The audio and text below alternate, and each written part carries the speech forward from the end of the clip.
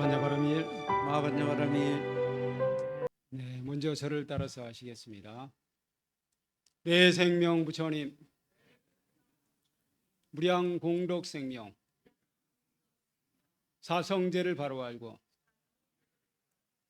팔종도를 실천하며 육바라밀을 실천하고 십바라밀도 실천하여 우리도 부처님처럼 보현행원으로 보리 이루리. 네, 감사합니다. 네, 올라오시는데 미끄럽진 않으셨어요? 네. 동지하면은 동지는 겨울이 지극하다라는 뜻입니다. 이를 지자이기도 하지만 그 지자는 우리 큰 스님 법명의 지자하고 같습니다. 지극할 지자. 그래서 겨울이 지극한 날이 바로 동지예요. 그렇기 때문에 동지날은 대체로 춥습니다. 만약 동지가 춥지 않다면 그 해는, 그 다음에는 흉년이 된다고 합니다.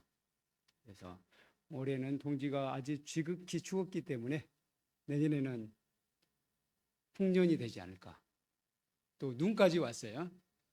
동지에 눈이 오고 추우면은 흉년이 된다고 합니다.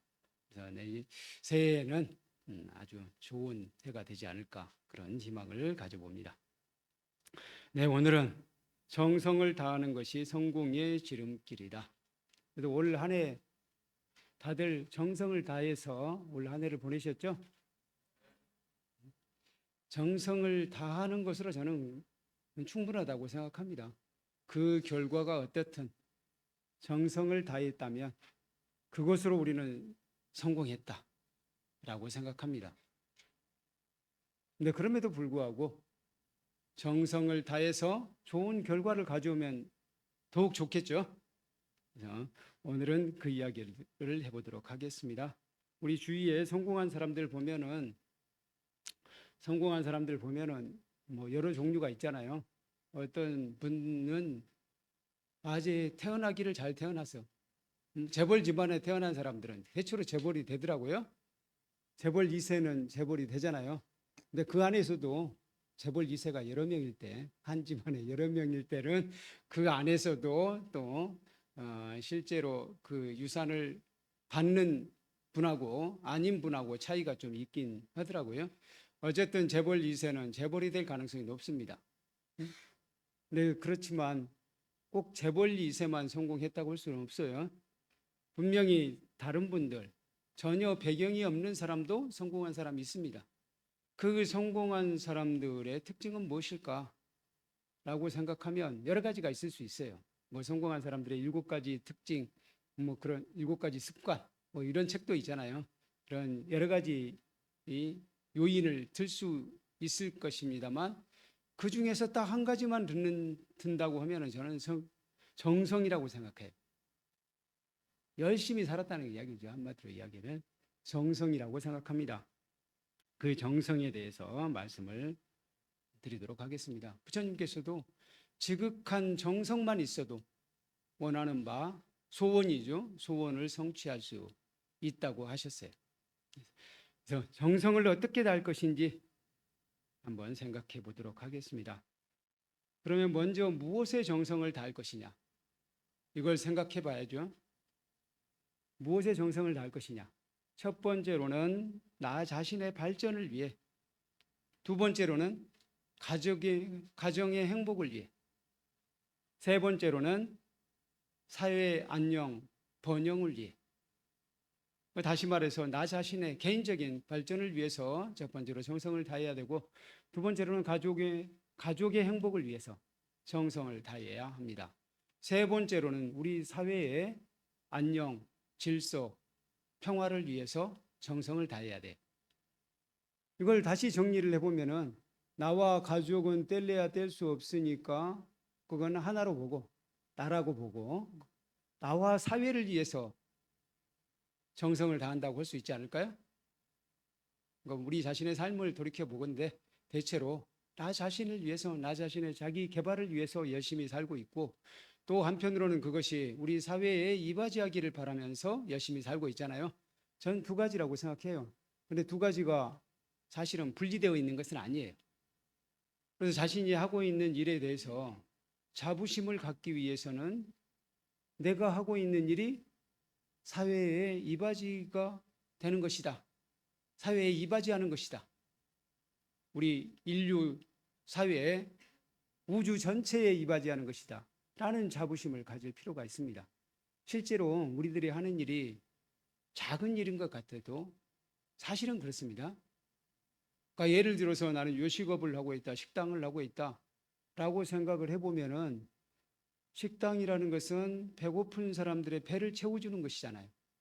물론 대가를 받고 지불하긴 하지만 그래도 이 세상에 식당이 하나도 없다고 생각을 해보세요. 얼마나 불편하겠습니까? 그래서 많은 사람들이, 배고픈 사람들이 와서 일정한 대가를 지불하고 밥을 먹을 수 있고 배를 채울 수 있다는 것, 그건 상당히 중요한 일입니다. 그래서 식당 하시는 분들 자부심을 가져도 좋아요. 나는 인류에 이바지하고 있다. 그렇게 생각하셔도 돼요. 다른 상업에 종사하시는 분들, 어디 원산지에서 물건을 떼다가 소비자들에게 파시는 분, 마찬가지입니다. 소비자들이 직접 그곳에 가서 다 산다고 생각해 보세요. 그거 얼마나 불편한 일입니까? 비용도 더 많이 들어요. 그런데 그 중간 과정을 생략하고 다 살 수 있도록 해준다는 거, 그것도 마찬가지로 많은 사람들에게 봉사하는 일이에요. 그렇게 생각한다면요, 여러분들이 하시는 일, 대부분의 일들이 우리 인류 사회에 봉사하는 일이에요. 그래서 내 생애부에 열중하는 것이 사실은 별거 아닌 것 같지만 대체로 우리 사회에 이바지하는 일이다 라고 생각하시고 자부심을 가져도 좋습니다. 그런 의미에서 어떻게 정성을 다할 것인지 한번 몇 가지 원칙을 살펴보도록 하겠습니다. 첫째, 우리는 자기 자신의 발전을 위해서 정성을 다해야 합니다. 엉뚱한 것에 정성을 다해서는 안 돼요. 근데 우리 삶을 돌아보면요, 자기 자신의 발전을 위해서가 아니라 다른 일에 정성을 다하는 경우 은근히 많아요. 예를 들어서 게임에 빠진 사람들, 게임하느라고 밤새는 경우 많습니다. 도박하는 사람들은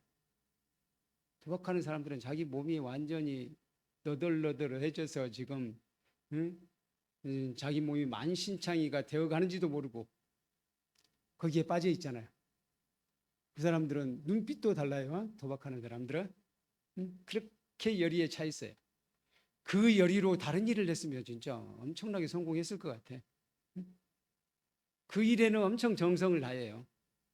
근데 그것이 자기 발전에 도움이 됩니까? 자기 발전이라는 것은 다른 말로 하게 되면 수행에 도움이 되느냐, 이걸로 계산을 하시면 돼요. 수행이라는 건 뭡니까? 자기 자신을 진정으로 행복하게 해주는 거예요. 행복하게 만드는 거예요. 부처님께서는 진정한 행복, 궁극적인 행복은 열반이라고 말씀하셨어요. 열반이라는 것은 모든 번뇌가 꺼진 상태예요. 모든 번뇌가 완전히 꺼져서 완전한 평화에 이르는 것을 열반이라고 합니다. 그것이 자기 개발의 끝이라고 할 수 있을 거예요. 근데 그렇게 열반이라는 거창한 이야기 말로 하지 않더라도 그냥 자기 자신의 행복이라고 해도 좋습니다. 나 자신의 행복을 위해서 열심히 노력하는 것, 그것이 수행이에요. 나 자신의 행복, 나 자신의 발전을 위해서 노력하는 것이 수행이라는 거예요. 그러면 수행에 도움이 되느냐 안 되느냐라고 생각한다면 수행은 또 다른 차원으로도 이야기할 수 있죠. 우리 불교는 세 가지를 배운다고 했죠. 그 세 가지가 뭡니까? 세 가지를. 네네, 감사합니다. 박수 한번 해주세요. 대정의 사막이에요. 저하고 같이 공부하신 분들이 많이 계시는데 대체로 마스크를 쓰고 계셔서 일부러 말씀을 안 하신 것 같아요. 네, 개정의 사막. 다시 말해서 우리말로 풀어본다면 바른 생활, 고요한 생활, 슬기로운 생활이라고 말씀을 드렸습니다. 바로 이 세 가지에 도움이 되느냐 안 되느냐 이렇게 보시면 돼요. 이 세 가지에 바른 생활에 도움이 되느냐, 바른 생활에 도움이 되는 것은 수행에 도움이 되는 거예요. 또 고요한 생활, 내 마음을 고요하게 하는데, 내 마음을 평안하게 하는데 도움이 되느냐. 만약 그렇다면 그건 수행에 도움이 되는 거예요. 세 번째로 나를 슬기롭게 하는데, 나를 지혜롭게 하는데 도움이 되느냐. 이 세 가지에 도움이 된다면 수행에 도움이 되는 것입니다. 그런데 도박은 그 세 가지에 도움이 됩니까? 바른 생활을 하는데, 바른 생활이 얼른 들어오지 않는다면 오계를 생각하셔도 돼요. 오계, 오계를 범하지 않는 행동인가? 라고 생각하면 될 거예요. 예를 들어서 도박이 오계에 도움이 되느냐? 도박을 하는 사람의 특징은 뭐죠? 거짓말을 하게 돼요. 남을 속여서 어떻게든 따려고 하게 돼요. 그러면 실질적으로 거짓말을 하지 않겠습니다라는 계에 위반되는 거 아니에요? 결국 그렇게 됩니다. 그리고 실질적으로는 물론 도박이 정당하다고 생각할지 모르겠지만 법적으로도 사실 도박으로 얻은 재산, 도박으로 얻은 재물은 사실은 불법으로 얻은 거예요. 불법 취득이에요. 불법 취득이라는 것은 사실은 도둑이나 마찬가지라는 거예요. 투도에 해당, 투도의 불투도계의 계를 범한 것이 돼요. 역시 사실상 5계에도 어긋나잖아요. 그래서 도박은 실질적으로 수행에 도움이 되는 것이 아니다라고 결론을 내릴 수가 있겠습니다.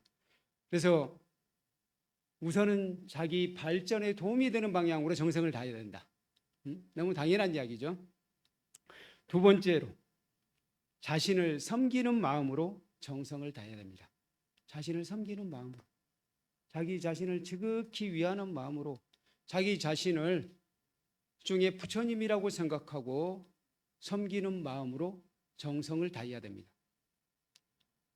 부처님 시대에 한 여인이 계셨어요. 우리 잡보장경에 나오는 이야기입니다. 잡보장경 제10권에 나오는 이야기인데요. 한 여인이 자기 집 가까이에 있는 승원에 있는 스님들을 한 분씩 모셔다가 늘 공양을 올렸어요. 이분은 자기 자신의 완성이 자기의 목표였어요. 다시 말해서 부처님처럼 자신도 깨달음을 얻는 것이 자신의 목표였어요. 그러기 위해서는 내가 공덕을 쌓아야 된다. 공덕을 쌓으면서 한편으로 자기 개발을 해야 된다. 다시 말해서 명상 수행도 열심히 해야 된다고 생각을 했어요. 그래서 공덕을 쌓기 위해서 스님들을 한 분 한 분씩 한꺼번에 많이 초청하기는 자신이 벅차니까 한 분 한 분씩 모셔서 공양을 올렸습니다. 그 성원에 계신 분들을 한 분씩 한 분씩 좌차대로 쭉 모셨습니다. 근데 그 성원에는 연세가 많이 드셨지만 실질적으로 공부를 하지 못하고 좀 머리도 좀 아둔하고 해서 아직 수행이 전혀 잘 되지 않는 그런 나이 드신 비구가 계셨어요. 근데 비구 스님들을 한 분씩 한 분씩 초청하다 보니까 마침내 그 비구 스님 차례가 왔어요. 그러니까 이분은 공양을 올리고 나서는 꼭 설법을 들었습니다. 그 비구 스님 차례가 됐어요. 비구 스님이 새로 좀 아둔한 비구 스님이 오셨는데 그분에게도 역시 아주 정성을 다해서 공양을 준비해서 공양을 올렸습니다. 그래서 이 비구 스님의 공양을 맛있게 잘 했습니다. 그리고는 이제 설법을 하실 차례가 됐어요. 근데 이 비구 스님은 설법하실 내용이 없는 거예요. 나름대로 깨달은 바도 없고 또 뭔가 설법할 것을 준비해 오지도 못했어요. 그래서 이 어떻게 하면 이 상황을 모면할까? 궁리를 하고 있는데 마침 이 보살님이 지그시 눈을 감고 명상에 잠겨 있는 거예요. 명상에 잠긴 채로 이제 설법을 들으려고 지그시 눈을 감고 스님께서 설법해 주시기를 기다리고 있는 겁니다. 열심히 기다리고 있는데 이분은 저분이 눈을 감고 있으니까 이때 그냥 살짝 빠져나가야 되겠다 라고 생각을 해요. 그래서 눈을 더 감고 있는데 스님이 슬그머니 일어나서 조심스럽게 발소리가 나지 않게 탁 도망쳤습니다. 근데 아무리 그렇게 조용히 도망쳐도 모르겠습니까? 이 보살님이 가만히 보아하니 이 스님이 슬그머니 일어서서 가시는 거예요. 그럴 때 여러분들은 어떻게 하시겠어요? 네? 모른 채 한다? 왜 모른 채예요? 네? 뭐 안을 주실까 봐. 역시 다들 자비심이 넘치시네요. 이 보살님도 여러분들과 마찬가지로 여러분들도 충분히 그럴 만한 분이시네요.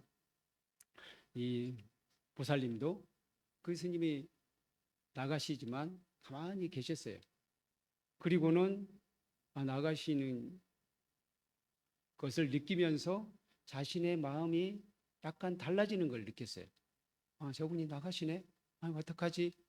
하는 마음이 생기는 거예요. 그럴 때 자기 자신의 마음을 가만히 들여다봤습니다. 내 마음이 저분이 나가는 것으로서 흔들리고 있구나 라고 느껴요. 저분은 어떤 마음으로 나가실지 모르겠지만 어쨌든 이 상황을 내 마음에게 유익한 방향으로 나는 만들어야 된다 라고 생각을 합니다. 그래서 자신 마음이 흔들리는 것을 보고 그것을 가만히 들여다봅니다. 가만히 들여다보면서 이분은 이것이 어떻게든 내게 이익이 되는 방향으로 만들어야 된다 라고 생각을 하신 거예요. 그렇게 생각을 해보니까 그럴수록 자기 자신은 이 마음을 알아차려야 되는 거예요. 자신이 흔들리는 자기 자신을 알아차리고 그럴수록 그걸 다잡아서 내 마음을 더욱 고요하게 하고 또 우리 반야심경에 나오듯이 오온이 공한 것을 비추어 보고 온갖 고통에서 건너느니라 했잖아요. 오온에 대해서 자기 자신에 대해서 자기 자신의 몸과 마음을 차례대로 알아차립니다. 내 몸은 공한 것이고 실체가 없는 것이고 항상하지 않는 것이다. 결국 인연의 화합물이다 라고 깨닫고 한편으로는 느낌이라는 것도 지금 이분이 나가시니까 내 마음이 약간 흔들렸어. 느낌이 약간 불쾌한 것을 느낀 것도 같기도 하고 별로 기분이 좋지 않은 것을 느꼈다는 거예요. 그런데 기분이 나빠지거나 그런 것 자체가 나에게 이익이 되냐면 그거 아니에요. 그럴수록 나는 나 자신에게 이익되는 방향으로 나를 섬기는 마음으로 나는 나의 자신을 알아차려야지. 내 느낌을 알아차려야지. 그런 생각을 하게 된 거예요. 자신의 생각, 이럴수록 나는 오히려 밝고 맑은 생각적으로 내 생각을 돌려야 된다라고 생각합니다. 그렇게 판단하고 지속적으로 자기 자신의 색수상행식, 몸과 느낌과 그리고 다시 자신의 의지작용, 그리고 현재 내가 어떻게 판단하고 있는지, 어떻게 인식하고 있는지 그런 것들을 몸과 마음을 자세히 알아차립니다. 그렇게 알아차리다 보니까 이분이 부처님처럼 깨달음을 얻으신 거예요. 나 자신의 몸과 느낌과 행식, 의지작용, 판단작용, 인식작용이 모두 공하다는 것을 깨닫게 돼요. 그리고는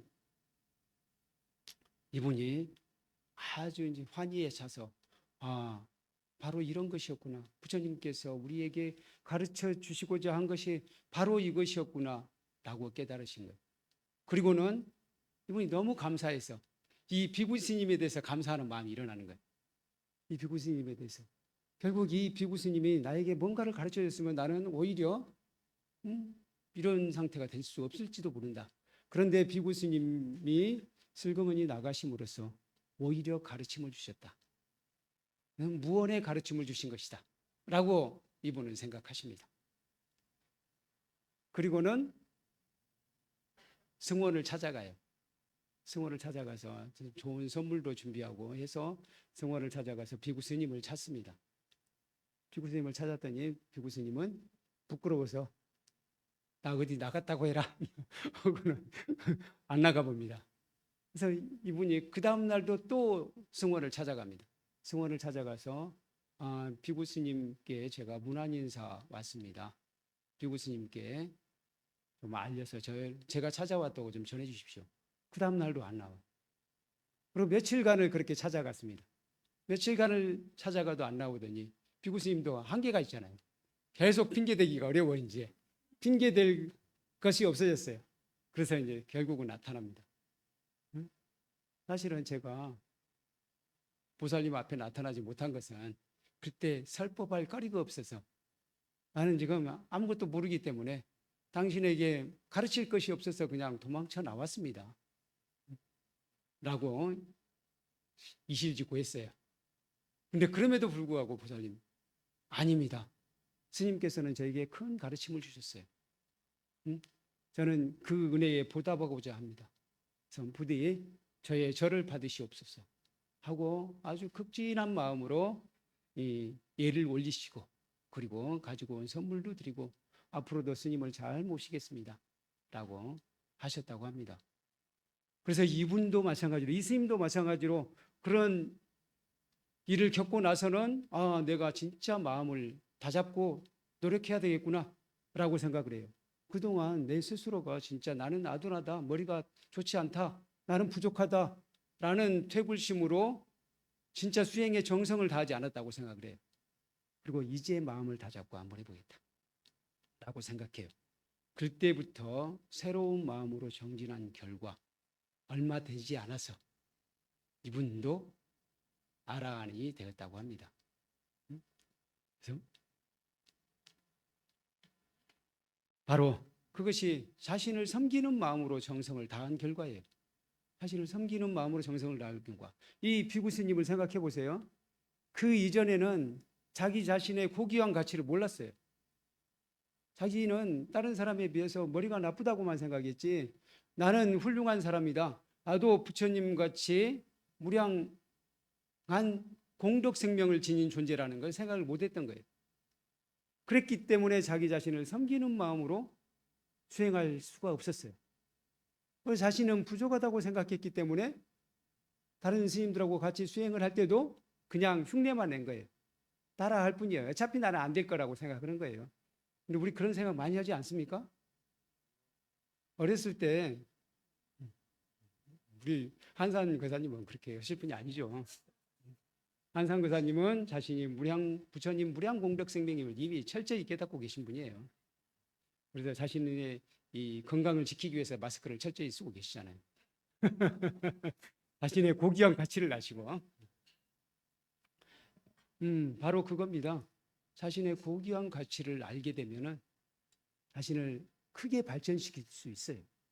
누구나 다 그럴 수 있습니다. 근데 많은 경우 실제로 그렇지 못해요. 우리 어렸을 때 생각해 보면은 뭔가 뭐 공부가 부족하다거나 좀 뭐 잘하는 것이 없는 사람들, 그분들 아마 부모님께 제 이번에 뭐 영어 학원 좀 다녀보려고 합니다라고 하면 부모님들의 물론 많은 부모님들이 뭐 격려를 해주시기도 했겠죠. 근데 그렇지 않은 경우도 꽤 있었을 거예요. 네가 공부해서 뭐 하려고 해봤자 뭐 얼마나 하겠어? 어디 뭐 몇 달이나 하는가 보자. 그렇게 말씀하신 경우 꽤 있지 않아요? 응? 얼마나 하는가 보자. 그런 마음으로 하게 되면은 사실상 안 돼요. 자기 자신은 나는 바로 부처님 무량 공덕 생명이다.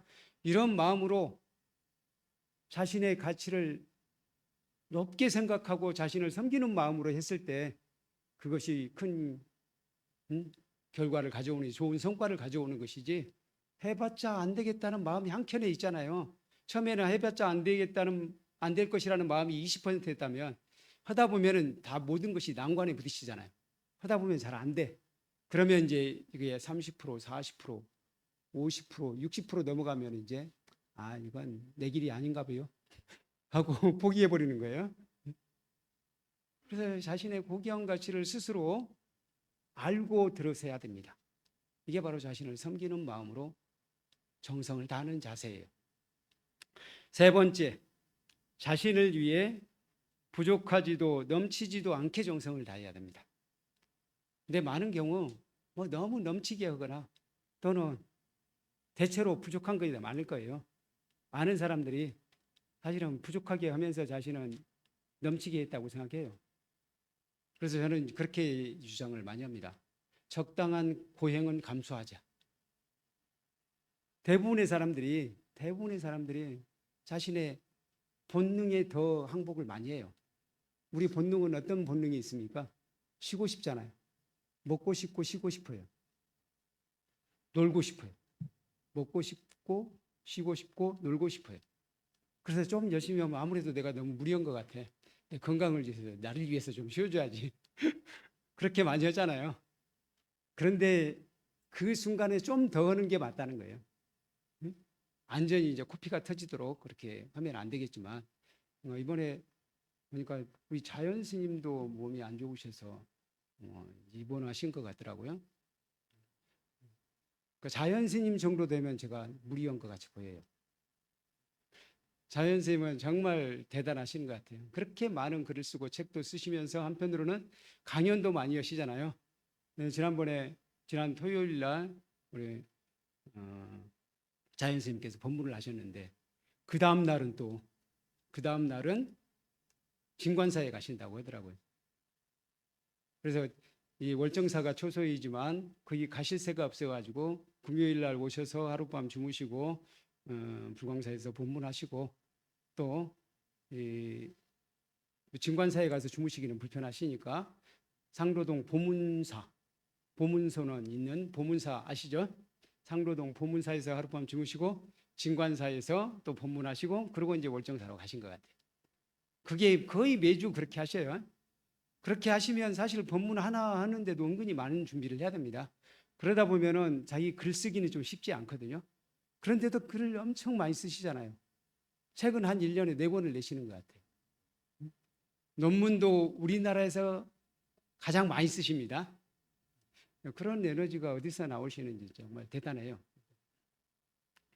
근데 그 정도 되면은 좀 무리한 것 같아. 근데 그런 정도가 아니라면 물론 사람에 따라 좀 다르긴 합니다만 그 정도가 아니라면 그건 이 정도는 괜찮다라고 생각해도 됩니다. 근데 부처님 시대에 예를 들자면 소나비구 같은 사람, 소나비구 이야기는 워낙 많이 들으셨죠? 소나비구는 출가하기 전에 검은고를 탔던 사람이에요. 그러니까 우리 말로 하니까 검은고가 되지만 인도로 이야기한다면은 인도는 시타르라는 악기가 있어요. 시타르. 혹시 들어보셨어요? 시타르라는 현악기가 있어요. 시타르 정도 되지 않을까 싶어요. 이 시타르를 엄청 잘 치는 사람이었어요. 그런데 출가를 했어요. 네, 이 소나 비구는 의지가 정말 강했어요. 그래서 열심히 해야 된다는 것이 완전히 이제 머릿속에 이제 완전히 충만되어 있는 사람이에요. 그래서 진짜 경행을 하게 되면 경행이 뭔지 아시죠? 행선이라고 하죠. 걸으면서 하는 수행이에요. 걸으면서 하는 수행을 하게 되면은 거의 발바닥이 부르틀 정도로 하게 되고 앉아서 좌선을 하게 되면 엉덩이가 짓무르도록 하고 근데 그럼에도 불구하고 진전이 없는 거예요. 그래서 어느 날 부처님께서 그렇게 말씀하셨다고 하죠. 소나야, 너는 원래 검은고라고 다시 이야기하겠습니다. 시타르라고 해도 되지만 여러분들은 검은고가 더 잘 들어오죠. 검은고 줄을 느슨하게 하면 검은고 소리가 잘 나더냐? 라고 물어보니까 소나비구가 그러면 소리가 제대로 나지 않습니다. 그러면 검은고 줄을 최대한 팽팽하게 당겨서 꽉 조이면 그때는 어떻느냐? 역시 그때도 소리가 잘 나지 않거나 제대로 나지 않거나 자칫 잘못하면 줄이 끊어질 수도 있습니다. 라고 이야기하는 거예요. 그러니까 부처님께서 그렇게 말씀하셨다고 하죠. 수행도 그러니라. 수행도 마찬가지로 너무 팽팽하게 조이면 자칫 잘못하면 끊어질 정도가 되거나 아니면 제대로 안 된다. 또 너무 느슨하게 해도 안 된다. 수행은 너의 근기에 맞게 적당한 선에서 해야 되느니라. 이렇게 말씀을 하셨다고 합니다. 바로 그거예요. 부족하지도 넘치지도 않게. 이렇게 하려면요, 어떻게 하는 자세가 필요하냐면은 너무 경쟁하는 입장에서 하면 안 돼. 특히 수행은 마찬가지. 수행할 때 다른 것은 약간은 경쟁이 어떨 때는 자기 자신의 발전을 위해서 필요할 때도 있잖아요. 내 친구를 보면서 내 친구보다 좀 잘해야지 하고 열심히 공부하는 수도 있잖아요. 뭐 그런 게 아주 전혀 필요하지 않은 것은 아니에요. 그럼에도 불구하고 근기가 달라서 어떤 사람은 4시간만 자도 괜찮을 수 있지만 어떤 사람은 6시간 정도 푹 자야 머리가 맑아져서 더 잘하는 경우도 있잖아요. 그래서 자기 자신의 근기를 잘 알아야 된다는 거예요. 거기에 맞춰서 다시 말해서 남하고 경쟁하려고 하지 말고 자기 자신하고 경쟁할 필요가 있어요. 그래서 어제의 나와 지금의 나를 비교해 보는 거예요. 어제의 나에 비해서 오늘 나는 좀 달라졌는가? 나는 새로워졌는가? 오늘 나는 어제에 비해서 좀 더 안정되어 있고 부드러운 마음을 가지고 있느냐? 그렇게 어제의 나와 나 자신, 지금 현재의 나를 비교해 볼 필요가 있습니다. 그렇게 자신이 남을 이기려 하기보다는 자기 자신을 이기기 위해서 수행한다면 부족하지도 넘치지도 않게 정성을 다하는 것이 될 겁니다. 그리고 4번째로는 지혜롭게 정성을 다해야 됩니다. 지혜롭게, 슬기롭게 정성을 다해야 돼. 그럼 슬기롭게 정성을 다하지 않는 것도 있습니까? 그럴 수 있죠. 여기에 제가 이제 앙굴리말라 이야기를 했지만 앙굴리말라가 그렇잖아요. 앙굴리말라는 뭐든지 정성을 다하는 사람이에요. 뭐든지 정성을 다하는 사람이에요. 그런데 앙굴리말라에게 스승이 앙굴리말라를 파멸시키기 위해서. 왜 파멸시키는지는 아시죠? 앙굴리말라 이야기는 뭐 예전에도 했고 저 말고도 다른 이제 법사 스님들도 했을 것 같습니다. 스승이 질투심에 의해서 앙굴리말라에게 1000명의 사람을 죽여서 그 죽인 사람마다 손가락 하나씩을 잘라서 목걸이를 만들어 오면 1000명의 사람의 목걸이로 아니면 손가락으로 목걸이를 만들어 오면 그때 너는 그때 내가 비법을 밝혀주겠다, 알려주겠다. 그렇게도 이야기하고 그때서야 너는 해탈에 이를 수 있을 것이다. 이렇게 말씀을 하신 거예요. 거기에 속아서 이 앙굴리말라는 워낙 순진했기 때문에 스승의 말이라면 그 어떤 것도 다 믿었어요. 거기에 속아서 앙굴리말라가 사람들을 죽이기 시작해요. 999명까지를 죽였다고 해요. 마지막 1명만 더 죽이면 목표 달성을 할 뻔했어요. 근데 마지막 1명을 남겨놓고 거기에 하필이면 누가 오셨죠? 어머니가 다가가고 있었어요. 어머니가 앙굴리말라가 지금 자기 아들 앙굴리말라가 그렇게 살인마가 되어서 사람들을 죽이고 있다는 소식을 듣고는 어머니가 아들을 말리기 위해서 아들을 찾아간 거예요. 근데 앙굴리말라는 지금 배는 게 없잖아요. 어머니를 마지막 희생양으로 해서 목걸이를 만든다면 그야말로 더 좋을 것이라고 착각했을지도 몰라. 그래서 어머니까지도 죽였을 거예요. 그때 부처님께서 어머니를 앞질러서 가셔서 바로 앙굴리말라를 만나게 되잖아요. 그리고 앙굴리말라를 깨우치게 됩니다. 바로 앙굴리말라는 정성을 다했어요. 스승님 말대로 정성을 다했지만 그건 그야말로 어리석은 것이었잖아요. 그리고 지혜롭게 정성을 다하는 것이 중요합니다.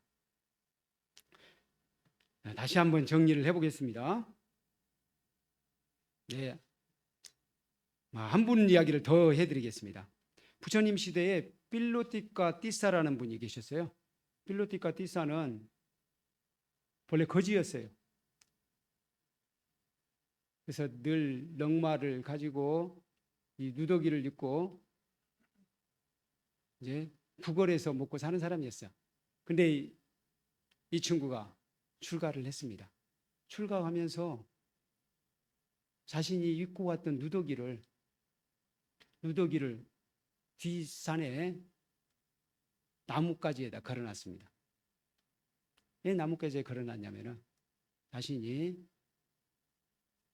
마음이 흔들릴 때마다 한 번씩 봐야 되겠다라고 생각을 한 거예요. 혹시 또 나중에 다시 나가고 싶으면은 그냥 그 옷을 입고 나갈 생각을 했는지도 모르겠어요. 그럴 수도 있잖아요. 우리도 출가할 때, 우리는 그렇지 않네요. 출가할 때, 저는 행사에 출가할 때 원주실에 옷을 맡겨놨었어요. 군대에서는 옷을 다 집으로 붙여주잖아요. 그렇죠? 자식들 군대 보내보신 분들은 아시죠? 붙여주는데 출가할 때는 그렇지 않네요. 생각해보니까 원주실에 맡겨놨습니다. 원주실에 큰 그 비닐 봉다리에다가 넣어놓습니다. 그래서 나중에 환송하겠다 그러면 다시 그 옷 갈아입혀서 보냅니다. 그와 마찬가지로 이 필로티카 띠사도 이제 거지 때 입었던 그 누더기 옷을 뒷동산에 걸어놨어요. 그리고는 이분이 수행 생활을 할 때 좀 흔들리는 마음이 생기면 거기 가서 그 거지 옷을 바라봤다고 합니다. 거지 옷을 바라보면서 내가 저 옷을 입고 다시 나갈 것이냐, 다시 거지가 될 것인가 라고 생각을 해봤어요. 사실 부처님 시대도 출가 생활이 쉬운 것은 아니었잖아요. 그때 부처님 시대에는 하루 한 끼만 먹었고 또 그래도 거지들보다는 배불리 먹었을지도 모르겠습니다만 또 한편으로는 매일 맨발로 탁발을 해야 되고 일정한 시간에 탁발을 해야 되고 쉬운 일이 아니에요. 그리고 남은 시간에는 항상 수행을 했어야 되잖아요. 그래서 결코 쉬운 일은 아니었을 겁니다.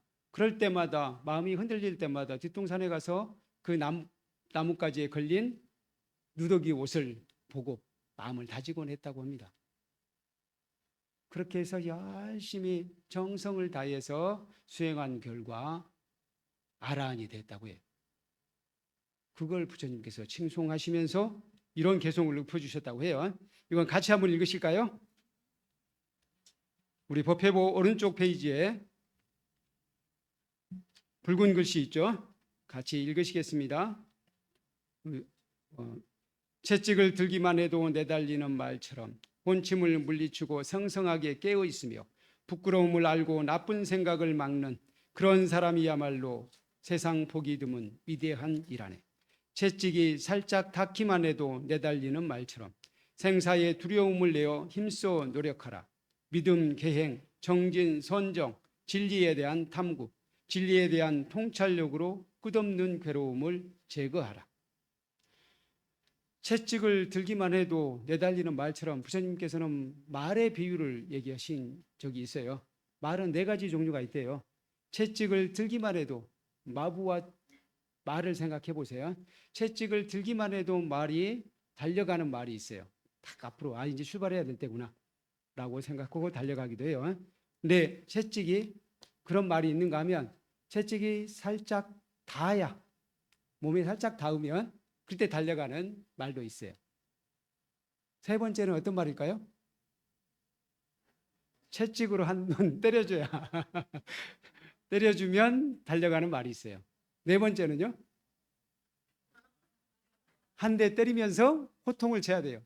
이리야 하던가요? 이리야 하면 그때 달려가는 말이 있대요.